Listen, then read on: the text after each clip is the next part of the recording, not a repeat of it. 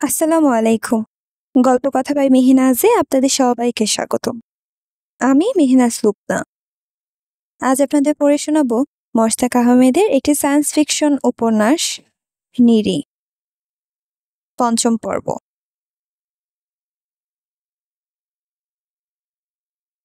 পরের দিন সকালে নিরি ২ হাতে ভর দিয়ে উঠে বসতে পারল। তবে বেশিক্ষণ বসে থাকতে পারল না।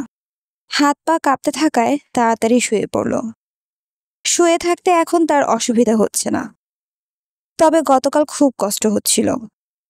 কারণ নিচে ছিল শক্ত পাথর। পরে নীরও কতগুলো লতাপাতা দিয়ে বিছানা তৈরি করে দিয়েছে। এতে এমন ঘুম হয়েছে যে সারাটা দিন শুধু ঘুমিয়েই কাটিয়েছে। রাতে খায়ও নি। উঠেছে সকালে। নীরও তার থেকে একটু দূরে আরো একটা লতাপাতার বিছানার উপর ঘুমিয়ে আছে। উপরে ফাটল দিয়ে সকালের আলো নীরুর মুখের উপর এসে পড়ছে।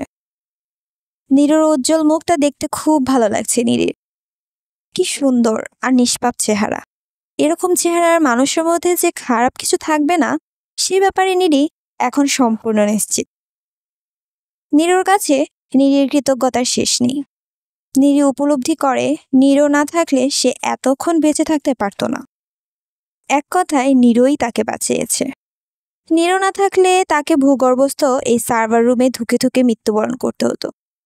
কেউ তার লাশও খুঁজে পেত না। কি ভয়ঙ্কর! ভাবতেই শিউরে উঠছে সে। নীরি আরো উপলব্ধি করছে কৃতজ্ঞতার পাশাপাশি নীরুর প্রতি তার মধ্যে ভিন্ন একরকম টানের সৃষ্টি হয়েছে। টানটা কিসের সে বুঝতে পারছে না। অথচ এরকম হওয়ার কথা না। কারণ বর্তমান সময়ে কোনো নারীর কাছে পুরুষের জীবন বা উপস্থিতির কোনো মূল্য নেই, প্রয়োজনও নেই।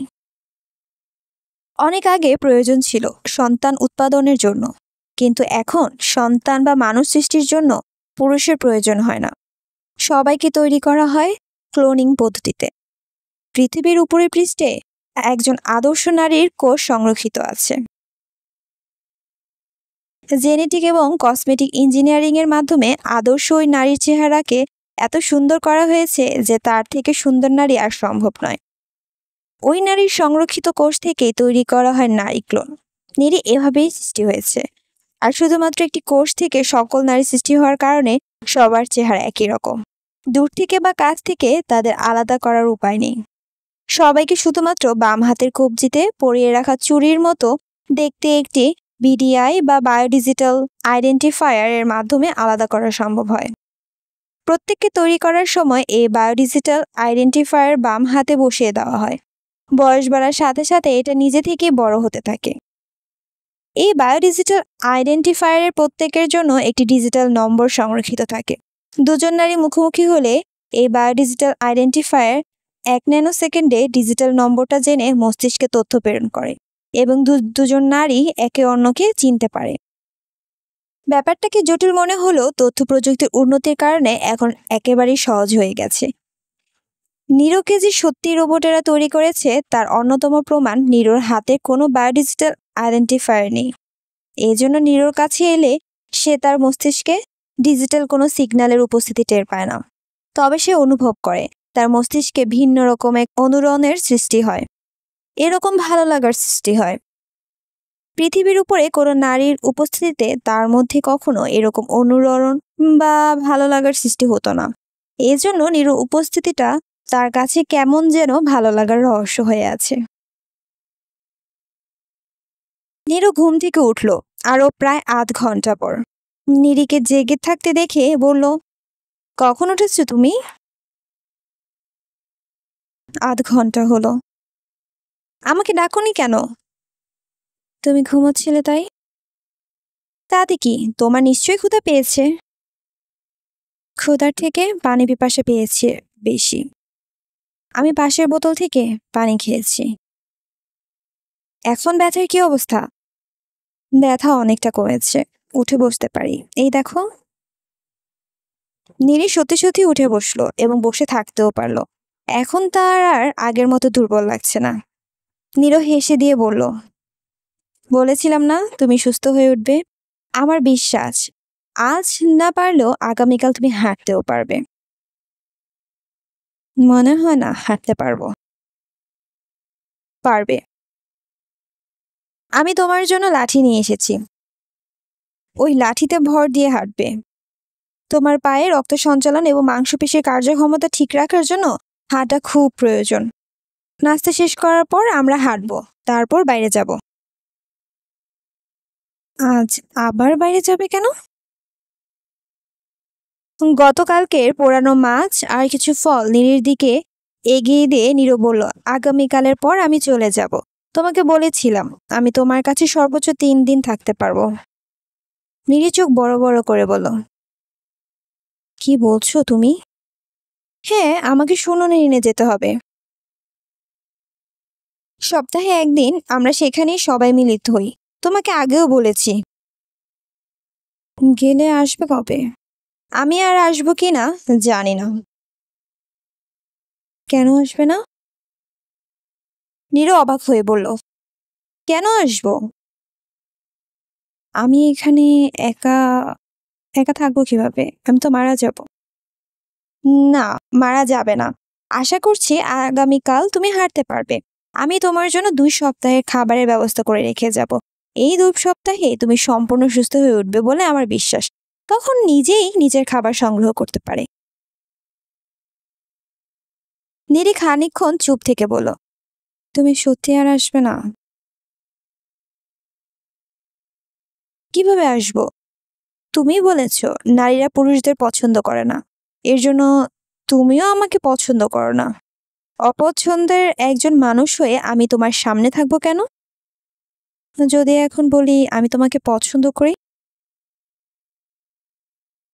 কেন পছন্দ করবে? নীরে খানিকটা অস্বস্তি হয়ে বলল, নীরু, আমি জানি না। সত্যি প্রথম দিন আমি তোমাকে অপছন্দ করতাম। বলতে পারো ঘৃণা করতাম। আসলে আমার ওভাবেই বড় হয়েছি। কিন্তু এখন আমি তোমাকে ঘৃণাও করি না, অপছন্দও করি না। তাহলে কি করো? নীরু ব্যাকুল হয়ে বলল, জানি না, জানি না। তবে তোমাকে অনুভব করি। এই অনুভবটা কিরকম তোমাকে বোঝাতে পারবো না। শুধু বলতে পারবো ভালো লাগার। এজন্যই বলছি তুমি যাবে না। আমাকে এখানে এভাবে একা ফেলে যাবে না। তুমি যেতে পারো না। নীরু একটু চিন্তা করে বলল, আমাকে যে যেতেই হবে। তবে তুমি বললে আবার ফিরে আসতে পারি। তাতে 5 দিন সময় লাগবে। 5 দিন? তো অনেক লম্বা সময়। হ্যাঁ, শূন্যনীল অনেক দূরে। যেতে লাগবে 2 দিন। সেখানে থাকবো একদিন, আবার ফিরে আসতে 2 দিন। এই মোট 5 দিন। 5 দিন? এর নিচে সম্ভব না, কারণ পথটা দুর্গম। আমরা এখানে এসে পৌঁছাতেও 2 দিন লেগেছিল। এত দূর কি জন্য এসেছিলে? আমি অভিযান প্রিয়। শূন্যনীল নিয়ে বসে থাকতে ভালো লাগে না। হঠাৎ হঠাৎ এদিক ওদিক বেরিয়ে পড়ি। আমার ইচ্ছে ছিল এ পাশের সীমানায় কি আছে দেখার। তাই এদিকে এসেছিলাম। এখান থেকে যখন প্রায় 8 কিলোমিটার দূরে তখন প্রচন্ড একটা শব্দ শুনি। শব্দটা কেন হয়েছে বুঝতে এদিকে এসেছিলাম। এসে দেখি পাথরের একটা ফাটল। সে ফাটল দিয়ে ভিতরে প্রবেশ করেই তোমাকে পাই। পরের সবকিছু তুমি নিজেই জানো। এভাবে নিনের সব দিকে তুমি গিয়েছো? না, সব দিকে যেতে পারিনি।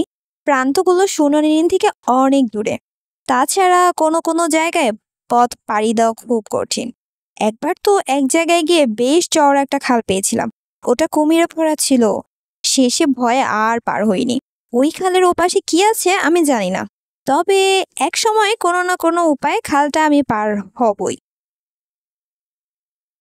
খাল পার হওয়ার কি দরকার? কৌতূহল, দেখতে চাই ওপাশে কি আছে। বেশি কৌতূহল ভালো না।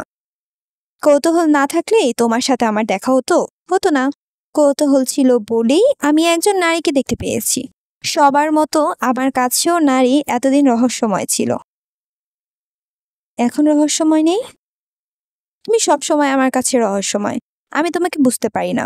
প্রথম দিন তুমি আমাকে ঘৃণা করতে, অথচ এখন করো না। এটা একটা রহস্য, অনেক বড় রহস্য। তোমার সব নারী কি এরকম রহস্যময়ী?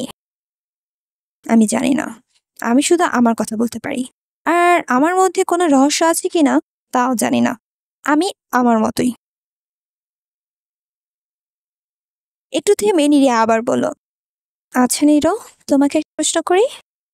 হ্যাঁ, করো। এই যে তুমি আমাকে ছেড়ে চলে যেতে চাচ্ছ, তোমার খারাপ লাগছে না?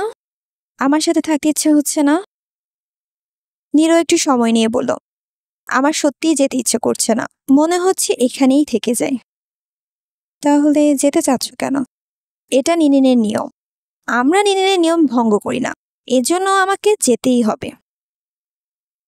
একবার না হয় নিয়ম ভঙ্গই করলে? না নিডি, নিয়ম ভঙ্গ করা যাবে না। নিয়মের মধ্যে জীবনটা সুন্দর হয়। আজ আমি নিয়ম ভঙ্গ করলে আগামীকাল অন্যজন করবে। একসময় দেখা যাবে সবাই নিয়ম ভঙ্গ করছে এবং কোনো শৃঙ্খলায় থাকবে না। তখন জীবনটা আর সুন্দর থাকবে না। নিয়ে তোমাদের জীবনটা কি সুন্দর? আমরা তো সুন্দরই মনে করি। পৃথিবীর উপরে জীবনের জন্য তোমাদের লোভ হয় না? লোভ তো হয়ই। আগে বলেছি, উপরের জীবন নিয়ে।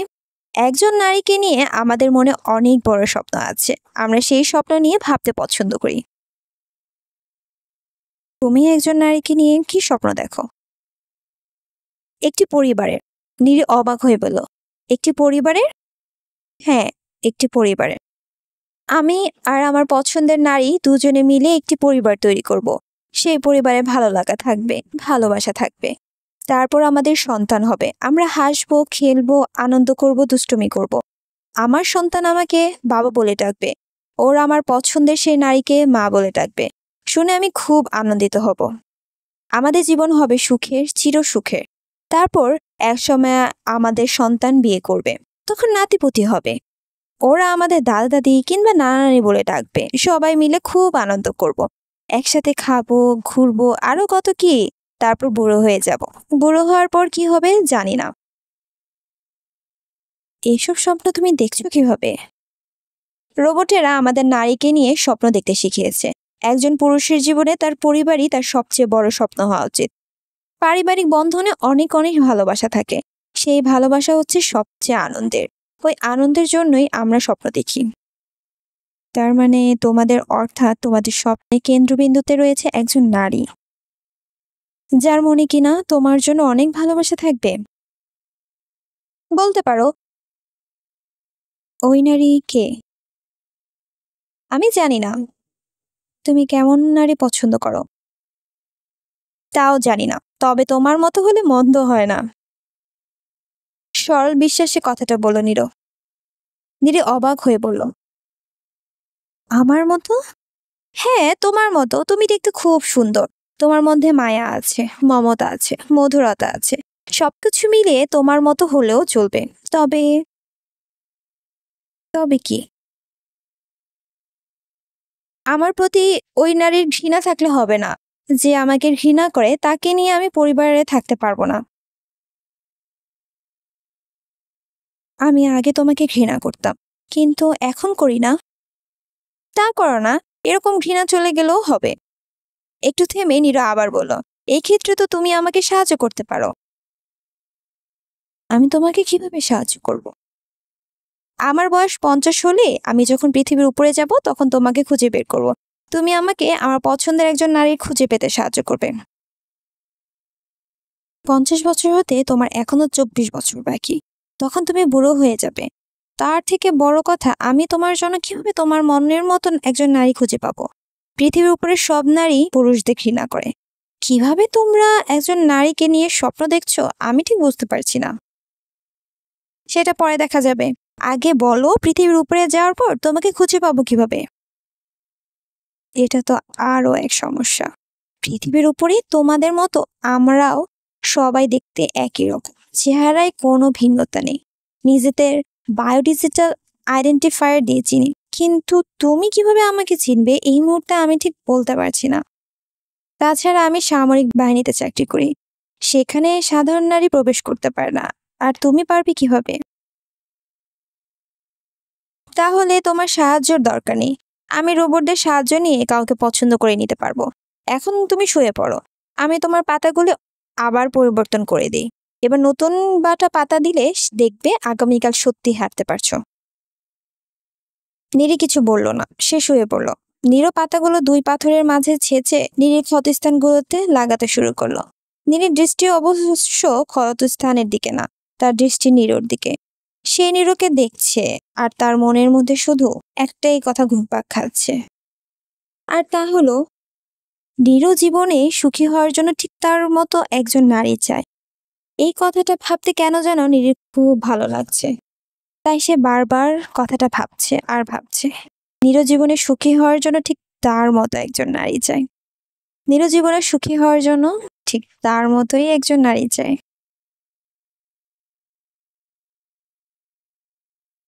আরও একদিন পার হয়েছে, পরন্ত বিকেল। নীরি লাঠিতে ভর দিয়ে উঠে দাঁড়াতে পারছে, তবে হাঁটতে পারছে না। তার পা দুটো থরথর করে কাঁপছে। তো যখন সে পড়ে যায় যায় অবস্থা, তখন নিজেই বলে উঠল, নীরো, আমাকে ধরো, আমাকে ধরো, আমি পড়ে যাচ্ছি। নীরো সাথে সাথে নীরির বাহু ধরলে নীরি পড়ে যাওয়া থেকে রক্ষা পেল। সে বসে যেতে গেলে নীরো বলল, বসে যাচ্ছ কেন? আমি হাঁটতে পারবো না নীরো, কিছুতেই পারবো না। কেন পারবে না? মনে হচ্ছে আমার পা দুটো হাঁটুর নিচ থেকে ছিঁড়ে যাবে। তীব্র ব্যথা হলে এরকম হয়, কিন্তু তুমি যদি এখন না হাঁটো পরে আরো সমস্যা হবে। কি সমস্যা হবে? হাঁটতেই পারবে না, তোমার মাংসপেশিগুলো সংকুচিত হয়ে যাবে আর প্রসারিত হবে না। তখন হাঁটা তো দূরের কথা, পা টানও করতে পারবে না। তাছাড়া আমি আগামীকাল চলে যাচ্ছি। তো যদি তুমি হাঁটতে না পারো, তাহলে এইখানে তুমি বেঁচে থাকতে পারবে না। নীরি এবার আবেগ ভরা চোখে বলল, তুমি সত্যি চলে যাবে নীরো? আমাকে যে যেতেই হবে। আর আসবে না? নীরো একটু সময় নিয়ে বলল, যদি তোমার কাছে আসতে ইচ্ছে হয় তাহলে আসবো। বলেছিলে 5 দিন পর আসবে। যদি ইচ্ছে হয় তাহলে আসবো, ইচ্ছে না হলে আর আসবো না। যদি আমি আসতে বলি? ওই যে বললাম, ইচ্ছে হলে আসবো। নীরো দীর্ঘশ্বাস ছেড়ে বলল, তুমি খুব নিষ্ঠুরভাবে কথা বলছো। আমি সত্য কথা বলছি। সত্য কথা অনেক সুন্দরভাবে বলা যায়, তুমি কঠিনভাবে বলছো। এভাবে না বললেও পারতে। যাই হোক, বাদ দাও। আমাকে হাঁটা শেখাও। আমি বুঝতে পারছি আমাকে এখানে একাই বেঁচে থাকতে হবে এবং একাই পৃথিবীর উপরে যাওয়ার পথ খুঁজে বের করতে হবে। নীরও নীরিকে সমর্থন করে বলল, আমার বিশ্বাস তুমি একা বাঁচতে পারবে এবং উপরে যাওয়ার পথ খুঁজে পাবে, কারণ তুমি সামরিক প্রশিক্ষণ প্রাপ্ত। উপরে যাওয়ার পথ খুঁজে পাওয়ার ক্ষেত্রে তোমাকে খুব একটা কষ্ট করতে হবে না। তুমি জানো, নিরিনকে তৈরি করা হয়েছে মাটির নিচে, অর্থাৎ আমাদের মাথার উপর পাথর, মাটি, আকরিক ইত্যাদি। এগুলো যেন ভেঙে না পড়ে, এর জন্য নিচে হাজার হাজার পিলার আছে। নিরিনকে তৈরি করার সময় এই পিলারের পাথরগুলোকে সরানো হয়নি। প্রত্যেকটি পিলারের একটা নম্বর আছে। নম্বরগুলো শুরু হয়েছে 0 নিরিন থেকে। তারপর উত্তরগুলো উত্তর 1, উত্তর 2, দক্ষিণগুলো দক্ষিণ 1, দক্ষিণ 2, এভাবে একেবারে প্রান্ত পর্যন্ত পৌঁছে গেছে। একটি পিলার থেকে অন্য পিলারের দূরত্ব 30 মিটার থেকে শুরু করে কয়েকশো মিটার পর্যন্ত। পাশাপাশি পিলারগুলোকে পয়েন্ট বা দশমিক দিয়ে চিহ্নিত করা হয়েছে। আমাদের এদিককার শেষ পিলার নম্বর দক্ষিণ 21,304, উত্তরে 27,671 পিলারের কাছে মূল সুড়ঙ্গটা অবস্থিত, যেটা দিয়ে পৃথিবীর উপরে ওঠা সম্ভব। ওই পিলারের কাছে গেলেই বুঝতে পারবে পথ কোনটা। আশা করছি তুমি বেঁচে থাকবে এবং পৃথিবীর উপরেও যেতে পারবে। আমি জানি না আমি বাঁচবো কিনা, তবে বাঁচতে চেষ্টা করব। আর বাঁচলে পৃথিবীতে যাওয়ার আগে একবার তোমাদের শুনে নিয়ে যাব। সত্যি? হুম। কেন? নীরি এবার সরাসরি নীরর চোখে তাকালো, তারপর বলল, তোমাকে দেখার জন্য। আমাকে দেখার জন্য? কেন? আমার মনে হচ্ছে তুমি চলে যাওয়ার পর তোমাকে আমার খুব দেখতে ইচ্ছে হবে। মনের সেই ইচ্ছাটাকে পূরণ করার জন্য যাব। আমি তাহলে তোমার অপেক্ষায় থাকবো। কেন অপেক্ষায় থাকবে? আমারও মনে হচ্ছে আমি চলে যাওয়ার পর তোমাকে আমার দেখতে ইচ্ছে করবে। এর জন্য অপেক্ষায় থাকবো।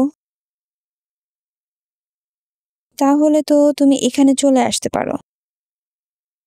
আগে বলেছি ইচ্ছে হলে আসবো, খুব ইচ্ছে না হলে আসবো না। তবে শুনুনি নিনে আমি ঠিকই তোমার অপেক্ষায় থাকবো। তুমি শুনুনি নিনে এলে আমি খুব খুশি হব। তখন আমি সবাইকে তোমার সাথে আমার পরিচয়ের গল্প বলবো। এখন গিয়ে বলবে না? প্রথমে ভেবেছিলাম বলবো, এখন সিদ্ধান্ত নিয়েছি বলবো না। কেন? বললে অনেক দেখার জন্য এখানে চলে আসবে। আমি চাচ্ছি না কেউ এখানে এসে তোমাকে দেখুক। কেন? আমার সন্দেহ হচ্ছে কেউ তোমাকে তার পরিবারের জন্য পছন্দ করে ফেলতে পারে। তুমি রাজিও হয়ে যেতে পারো, তখন আমি খুব কষ্ট পাবো।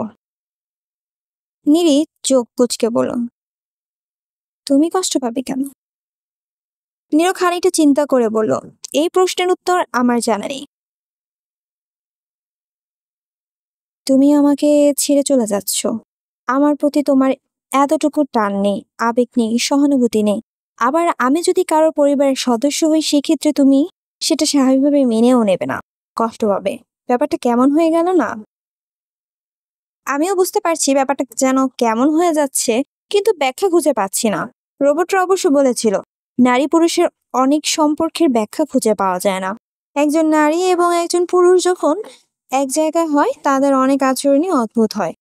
দেখা যায় তারা প্রাপ্তবয়স্ক হলেও বাচ্চাদের মতো আচরণ করছে, কারণ ছাড়াই একে অন্যের দিকে দীর্ঘ সময় তাকিয়ে আছে, অহেতুক হাত ধরাধরি করে হাঁটছে, অকারণেই হেসে উঠছে, এরকম আরো অনেক কিছু।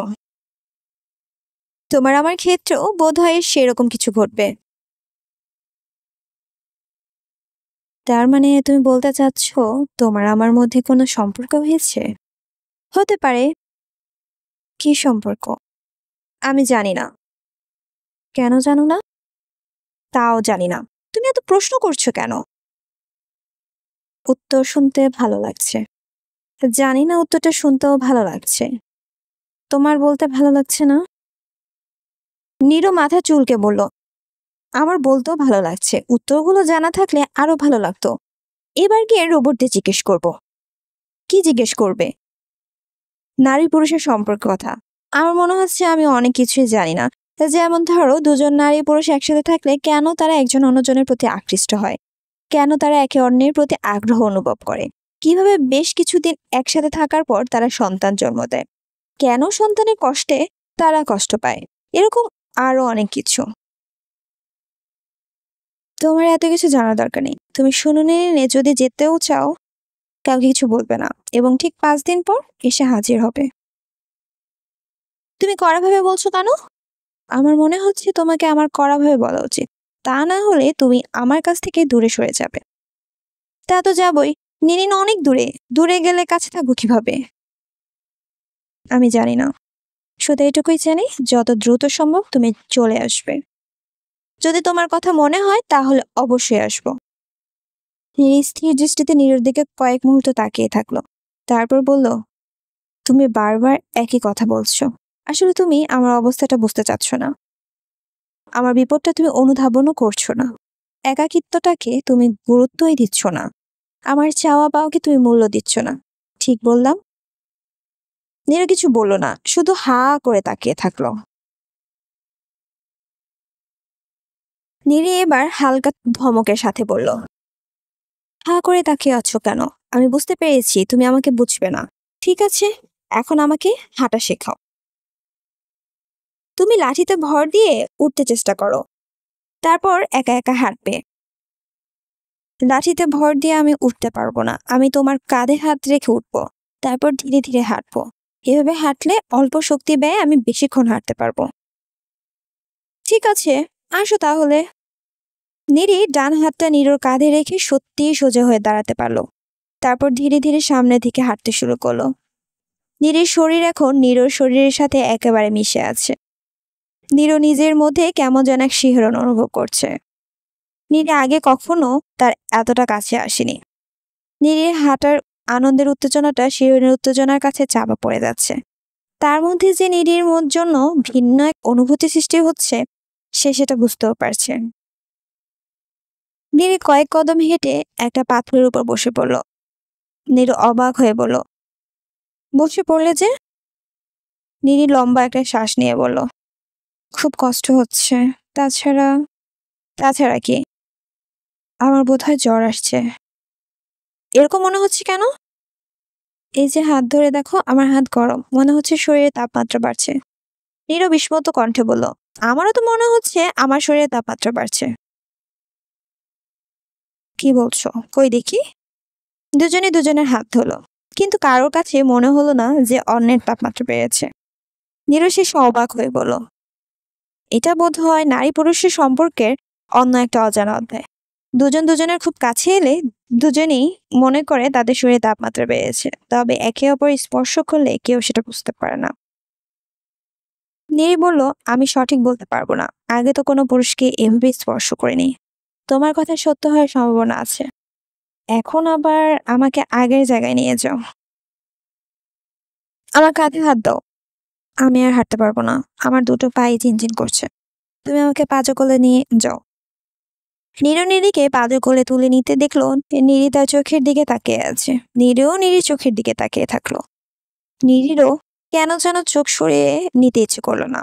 এক দৃষ্টিতে সে তাকিয়ে থাকলো নীরুর দিকে। তারপর এক সময় লজ্জা পেয়ে দুজনেই চোখ সরিয়ে নিল। নীরু মাথা উঁচু করে বলল, কি অদ্ভুত তাই না? আমরা নারী পুরুষের অদ্ভুত সম্পর্কের মতো দুজন দুজনের দিকে এক দৃষ্টিতে তাকিয়েছিলাম। নীরি কিছু বলল না। সে আবার নীরুর চোখে তাকিয়েছে। তার কেন যেন তাকিয়ে থাকতে ভালো লাগছে। তার মনে হচ্ছে সে অনন্তকাল ধরে নীরুর চোখের দিকে তাকিয়ে থাকবে। এই পৃথিবীতে বুঝি নীরুর নীল চোখের থেকে সুন্দর আর কিছুই নেই।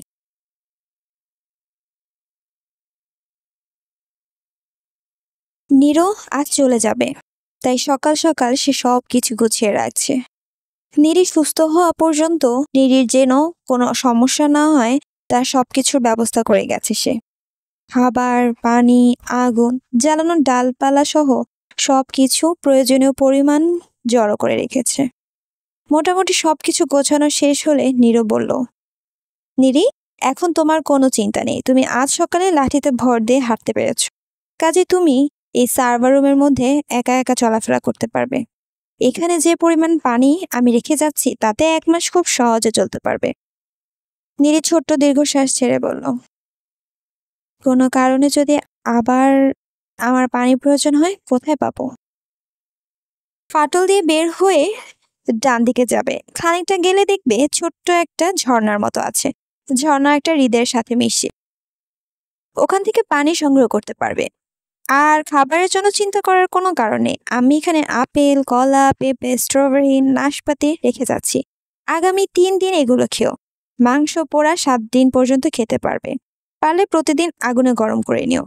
তোমার জন্য অনেক নারকেল রেখে গিয়েছি, 7 দিন পর নারকেল খেতে পারবে। আমি আশা করছি এর মধ্যে তুমি সুস্থ হয়ে উঠবে। তারপর বাইরে গিয়ে খাবার সংগ্রহ করতে পারবে।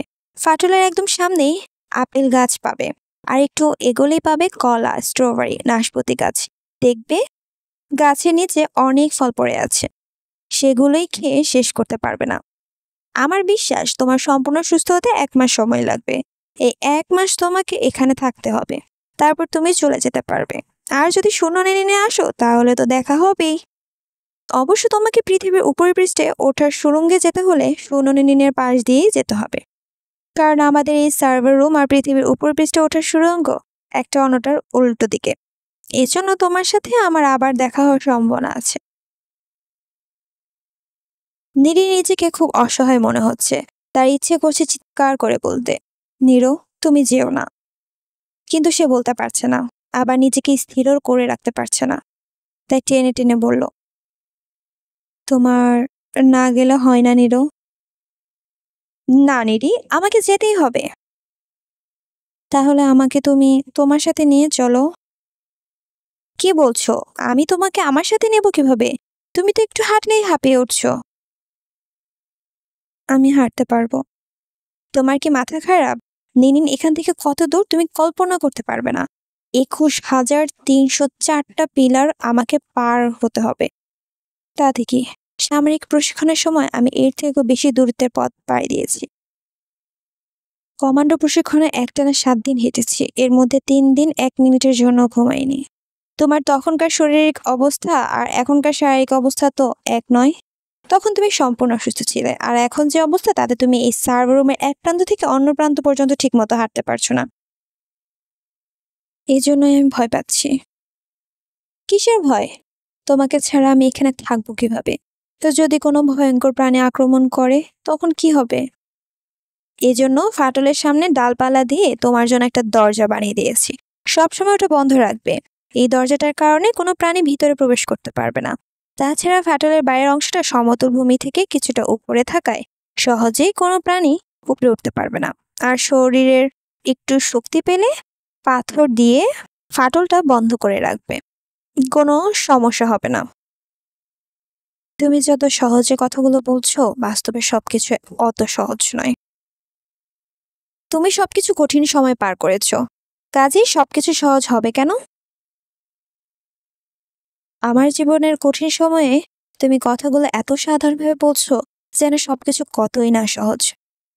তুমি সহজ মনে করলেই সহজ হয়ে যাবে। তুমি সবকিছু কঠিন মনে করছো। সবকিছু যতটা কঠিন মনে করছো অতটা কঠিন আসলে নয়। সবকিছু কঠিন মুহূর্তগুলো তুমি পার করে এসেছো। এখন তুমি বিপদমুক্ত। নীলি চোখ বন্ধ করলো, তারপর জোরে শ্বাস নিয়ে বলল, তুমি যত যাই বলো, আমি একা এখানে থাকতে পারবো না। আমি তোমার সাথে যাব। না নিরি, তুমি পাগলামি করো না। নিরি এবার ব্যাকুল হয়ে বলল, এটা পাগলামি না, আমি যাবই যাব এবং তোমার সাথেই যাব। নীরও একটু সময় নিল, তারপর বলল, ঠিক আছে, তুমি কষ্ট করে 5টা দিন থাকো, আমি 5 দিন পর আসবো। যদি আমার কাছে তোমার আসতে ইচ্ছে না হয় তাও আমি আসবো। তোমাকে সাহায্য করার জন্য আসবো, আমি কথা দিচ্ছি। এসেই তো আবার চলে যাবে, তখন কি হবে? পরে চিন্তা পরে করা যাবে, আপাতত ওই চিন্তা না করি। নীর অস্থির ভাবে বলল, কিন্তু তুমি চলে যাওয়াটাই আমার বড় চিন্তা। তুমি বুঝতে পারছো না, এই নিরিনে তুমিই আমার একমাত্র ভরসা। একমাত্র তোমার উপরে আমি নির্ভর করতে পারছি। একমাত্র তোমাকে আমি বিশ্বাস করতে পারছি। আমি জানি নিরি, জানি বলেই বলেছি আবার আমি ফিরে আসব। এখন যাই, আমার দেরি হয়ে যাবে। আর লেসার গানটা সাথে রেখো, যে কোনো সময় কাজে লাগতে পারে। নিরি কি বলবে কিছু বুঝতে পারছে না। নীরজ যে সত্যি চলে যাবে এটা সে ভাবতে পারেনি, অথচ এখন নীরজ সত্যি চলে যাচ্ছে। হয়তো আসতেও পারে, আবার নাও আসতে পারে। কেন যেন নীরের মনে হচ্ছে নীর আর আসবে না। নীরর এই চলে যাওয়া তার প্রচন্ড কষ্ট হচ্ছে, অথচ নীরর মধ্যে কোনো ভাবান্তর আছে বলে মনে হচ্ছে না। তাকে খুব স্বাভাবিক দেখাচ্ছে। নীরর এই স্বাভাবিক থাকাটা তার জন্য আরো কষ্টের হয়ে পড়েছে, কারণ তার মনে হচ্ছে তার জন্য নীরর এতটুকু টান নেই। ফাটলের একেবারে মাথায় এসে নীর ম্লান একটা হাসি দিল। নীরে আগে কখনো এমন এখানে আসেনি। জায়গাটা সমতল ভূমি থেকে কিছুটা উঁচু হয়, অনেক দূর পর্যন্ত দেখা যায়। যত দূর দেখা যাচ্ছে শুধু জঙ্গল আর জঙ্গল, মাঝে মাঝে শুধু আকাশ ছোঁয়া পিলার। ফাটলের বাইরে চওড়া একটা পাথর, সেই পাথরের পাশ দিয়েই নেমে গেছে খাড়া পাথরের পথটা।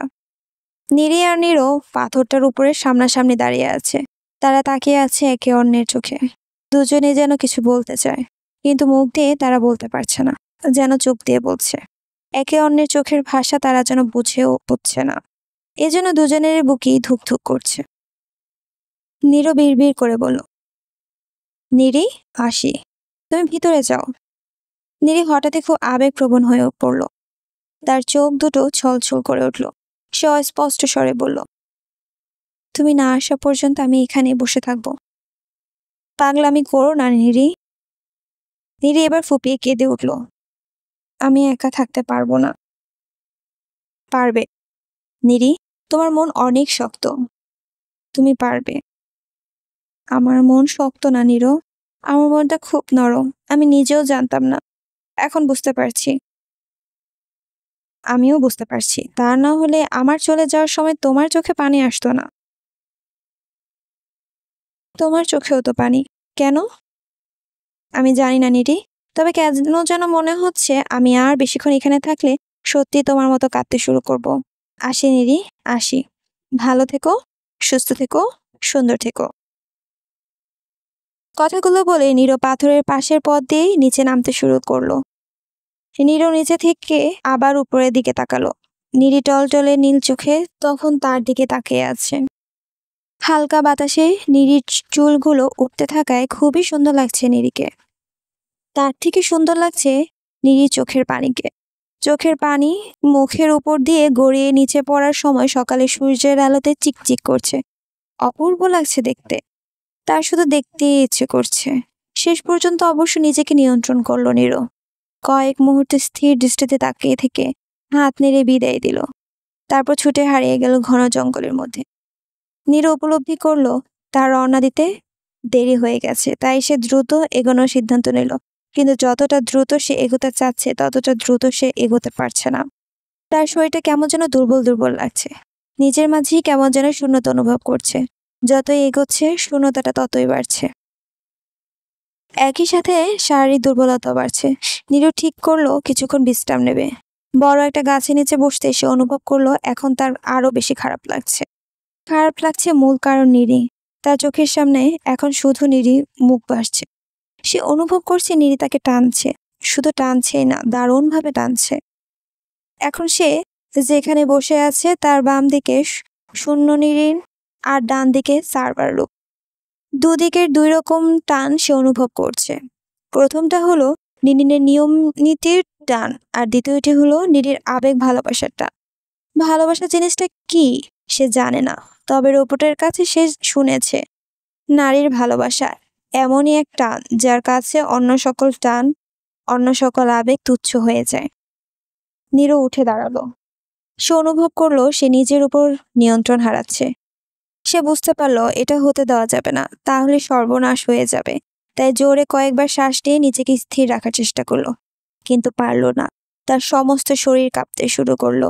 আর দাঁড়ালো না, সে ছুটতে শুরু করলো শরীরের সমস্ত শক্তি দিয়ে। নীরু ছুটছে ঘন জঙ্গলের মধ্য দিয়ে, এত জোরে যে সে আগে কখনো ছোটেনি। ঘাড় পর্যন্ত তার লম্বা চুলগুলো তখন বাতাসে উড়ে উড়ে যাচ্ছে।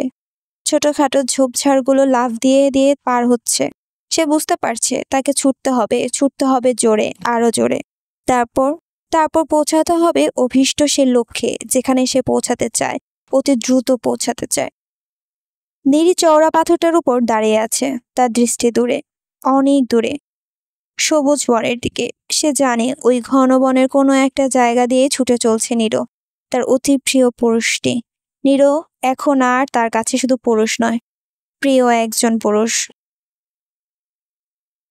কারণ নীরুকে তার ভালো লাগে, অসাধারণ ভালো লাগে। নীরু চলে যাওয়ার পর এই ভালো লাগাটা তার আরো বেড়েছে। তার কেন যেন মনে হচ্ছে এই ভালো লাগাটাই বোধ হয় ভালোবাসা। নারী পুরুষের ভালোবাসা কি সে জানে না, শুধু শুনেছে নারী পুরুষের মধ্যে এমন এক সম্পর্ক আছে যাকে ভালোবাসার সম্পর্ক বলে। এই ভালোবাসাকে দেখা যায় না, ছোঁয়া যায় না, শুধু অনুভব করা যায়।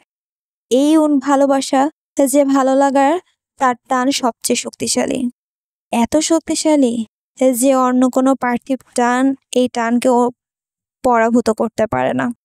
এই জন্য এই ভালোবাসার টানে একবার যে পড়ে সে নাকি আর ফিরে আসতে পারে না। ফিরে আসার কোনো উপায়ই থাকে না। তখন সামনে একটা পথই খোলা থাকে, আর তা হলো ভালোবাসার মানুষটিকে প্রাণ ভরে ভালোবাসা। নিরি, নিরি! চিৎকার শুনে নিরি নিচের দিকে তাকালো। যা দেখলো তা সে কল্পনাতেও ভাবতে পারেনি। উঠে আসছে নীরু, এত দ্রুত যে সে নিজেও বিশ্বাস করতে পারছে না। নীরু যেন একেবারে উড়ে এসে নিরির সামনে দাঁড়ালো। নিরির কি হলো নিরি বলতে পারবে না। সে হাতে লাঠিটা ফেলে দিয়ে দুহাতে নীরুর গলা জড়িয়ে ধরে হু হু করে কেঁদে উঠল। নীরু কিছু বলতে গিয়েও বলতে পারল না, কারণ সে নিজেও খুব আবেগপ্রবণ হয়ে পড়েছে। এতটাই আবেগপ্রবণ যে তার নিজের চোখের পানিকে আটকে রাখতে পারছে না। তবে এই পানি কষ্টের পানি না, আনন্দের পানি, শুধুই আনন্দের। নীরু অনুভব করলো নারী পুরুষের সম্পর্ক এতটাই বিস্ময়কর যে এই সম্পর্ক চোখের পানিকেও আনন্দময় করতে পারে। এজন্যই বোধ হয় নারী পুরুষের সম্পর্কটা সবসময় রহস্যময় তাদের ভালো লাগা আর ভালোবাসা। আজ এই পর্যন্তই। যদি আপনাদের আমার কাছ থেকে গল্পটি শুনে ভালো লেগে থাকে তাহলে প্লিজ কমেন্ট করে জানাতে ভুলবেন না। আর আমার চ্যানেলটি যদি ভালো লেগে থাকে তাহলে অবশ্যই লাইক, শেয়ার অ্যান্ড সাবস্ক্রাইব করবেন। Thank you.